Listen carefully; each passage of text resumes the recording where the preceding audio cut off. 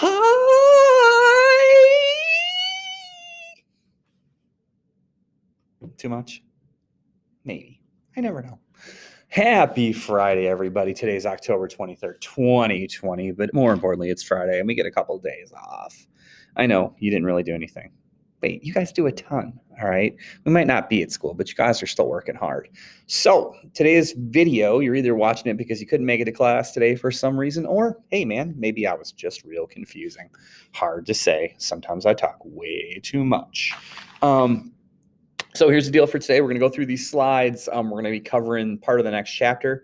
The reminders, if you have any late work that you owe me or anything you want to resubmit for a better score, that is due by October 28th, which is next Wednesday, the last day of the quarter.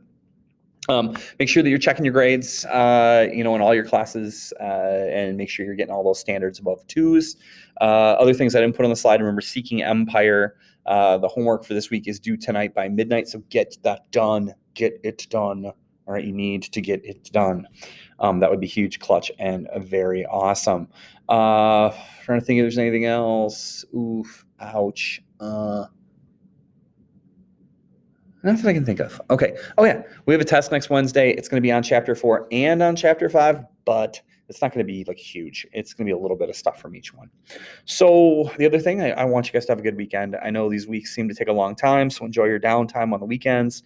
And if you do have some work to do, try to get that done tonight or Sunday night or something.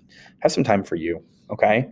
So what we're going to do in this chapter, oh, by the way, I was totally going to buy my dog that Halloween costume, my little dog, because I think it'd be hilarious.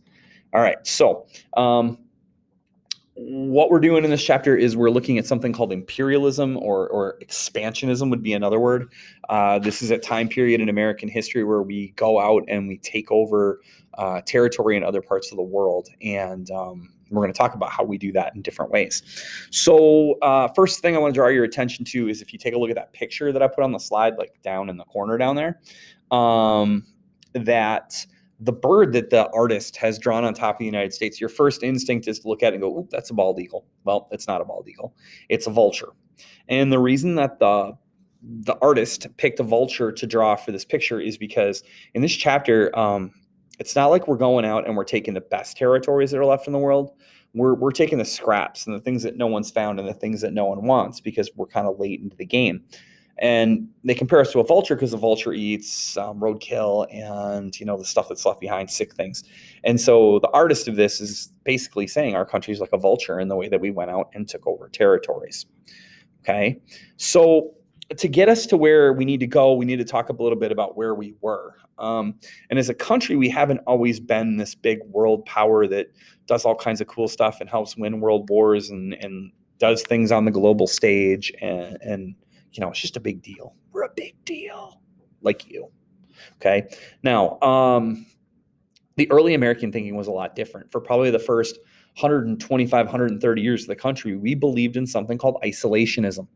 Isolationism is this idea that you stay to yourself. And pandemic life, COVID-19, has very much lent itself to isolationism. If you are, if your family's masking up, not going many places, you haven't seen friends, you're not doing much stuff, you're living the isolation life. And as a country, sometimes countries do this because they're trying to get their own stuff in order, and sometimes they're worried about how other countries are going to deal with them. In the beginning, the United States was isolated except for trade. Now, you're going to trade with other countries because, one, you need stuff.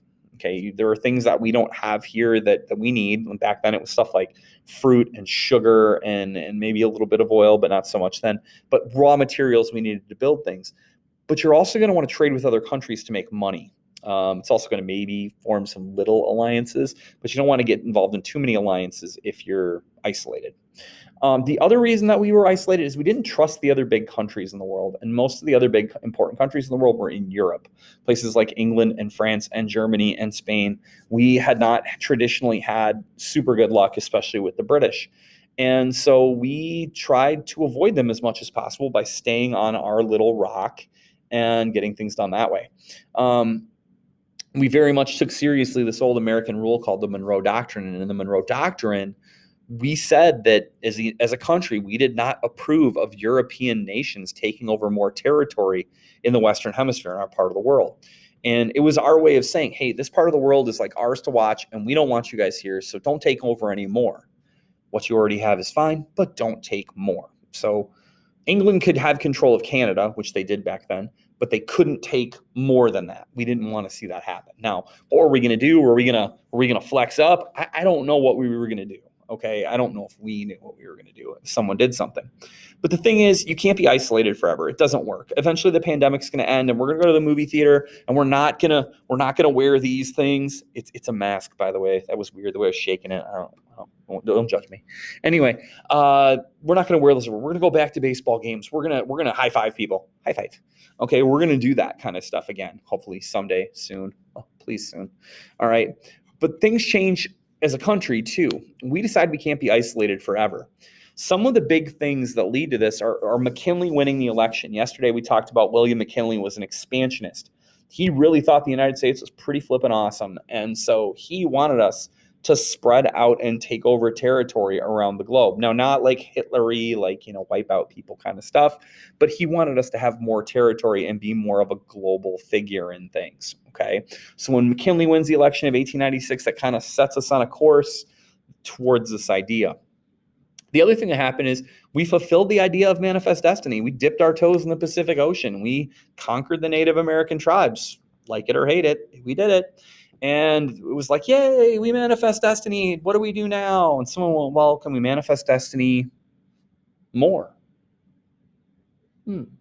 Yes, we can. We don't necessarily need to take over everything, but we can look for things to pick and choose to take around the rest of the world. Because, as the third bullet point says, that's something that countries did. Most of the big countries at that time wanted to expand. The British, they had stuff all over the globe. They had India and Australia and Canada and places in Africa and places all over Asia, and they just had stuff. The Portuguese were in control of Brazil. The French were in control of chunks of Africa. The Germans were trying to get stuff in Africa and Asia. And so it was only natural that we would try to do the same thing, because if you want to be a big deal, you try to do some of the things that other big deals are doing. And so we enter into an age of, fourth bullet point, imperialism. It's like the $1 million. If I had confetti, I'd throw it up here. Imperialism, which is where basically a country goes about expanding its borders by acquiring other territory. Now, there's a lot of ways that you can get other territory. One would be, you just find it. I know it sounds weird, but back then, there were still places existing on the planet that weren't on maps. And so you'd be like, oh, there's an island over there. Ooh, that's mine. And so you would claim it. You could buy territory back then. Places like Russia were looking to sell land. Places in Africa were looking to sell land. Just like you would buy like the lot next to your house or whatever to have more territory. Countries could do the same. And then obviously another way you could expand your territory was by winning a war and then taking something from the person you beat. That's pretty common actually back in the day. You didn't get just you lost the war, you lost stuff. And so we're actually going to do all three of those things during this unit.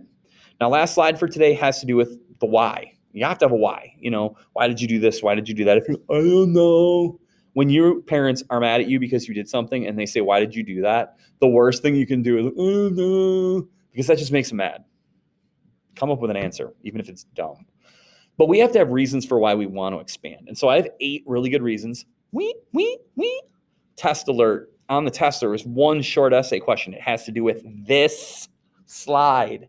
So make sure that you know these. I might ask something like, list 4 reasons why the United States wanted to expand. Explain 2 in detail. So here we go. First of all, first one, number 1. The American dream and manifest destiny. It was very much in our blood as a country to want to expand, to want to take over land. The American dream back then was to own land of your own and work that land. Well, we need land to do that. And so we decided to expand manifest destiny globally and to take on more. And so it's kind of just in our DNA to do that. The second one we already talked about, resources. We don't have everything we need. We don't have, back then, Devin hit this in second hour. Perfect. We don't have pineapples back then. We can't grow them. And so we can either pay people for their pineapples, or we can go claim, buy, or take a place that has pineapples so we don't have to pay for them. It would be like, you have to go into Quick Trip, you have to pay for all the things you get. But if someday you buy Quick Trip, I think the owner of Quick Trip can just like walk into Quick Trip and take stuff and walk out. I think, probably. I bet. Okay. The third reason is expanding markets. You have to have places to sell your stuff. If we take over more places, or if we form relationships with more places, they have to sell our stuff. And so it's no mistake that the number one fast food restaurant in Japan is Kentucky Fried Chicken, because we had a special relationship. We didn't take over Japan, but we kind of bossed them around during this time period. And so they're more accepting of American goods. The fourth one is religion. Now, disclaimer, I'm not saying religion is a bad thing. Please don't take it that way. That is not what I'm saying. But religion gives us an opportunity to get ourselves into countries. Back then, there were islands where they threw 15-year-old virgins into volcanoes to keep the volcano god happy. Religious people that believe in the Bible and Jesus and God and all those things, they go, ooh, you're throwing virgins in volcanoes? That's not okay. And so they go to those islands and they're like, we want to teach you about religion. We're going to teach you about all these things. But in order to teach someone about religion, you have to teach them English, and they're going to learn your life, your way of doing things. Oh, those are pants. What do those do? Oh, you're building a house with a wooden roof, not a grass roof. And so you're Americanizing people as you teach them religion. So I guess we're not getting virgins thrown in volcanoes anymore, but we're also changing around another culture's way of life. The fifth one, Navy bases. Boats were the way to get around the globe back then. There weren't planes yet like that. And so you had to have places along the way where you could stop to get supplies for your boat. And so it only made sense to try to find islands that you could stop at and use them as coaling stations or supply places. Number 6, national pride. This is going to sound weird, but every time we took over a territory, it got printed in the newspaper, and Americans would open their newspaper and be like, ha, we took over Guam, America. All right. It made us feel like a big deal. And so you get that patriotism that comes along with, hey, we found this place or we took that place. Number 7, political power. We want the rest of the world to look at us like we're a big deal too. If the rest of the world has colonies and we don't, we look like a putz. And so we decide that we can take over colonies because that's going to make the rest of the world go, ooh, those guys look tough. Those guys are pretty important. We need to talk to them. We need to be their friends. Last but not least on the list is the idea of social Darwinism, that idea that the strongest and the best should rule and everybody else kind of sucks. Well, hey, man, we came up with the idea, so we might as well apply it globally. We're the best. America, man. America. We rock. Yeet. Okay, fireworks. I wish I had a firework thing I could do, like one of those little string things where poof. And so naturally, if social Darwinism is accurate, and if America is the best country in the world, doesn't the rest of the world just deserve more America? I guess we do. All right, so that's everything we wrote down today. Again, remember, this slide is big on the test as far as the essay goes. Reminders, Seeking Empire by midnight tonight. I'm here to help. I'll be here all afternoon. I'll answer your emails and your chats. If you need help, please let me know. Hope you're well. Have a great day. Have a great weekend. Stay warm. Stay dry. I'll see you guys hopefully Monday. Remember, next week's the last week of the quarter, and then you don't have to see my face until January if you don't want to. All right, take it easy, guys.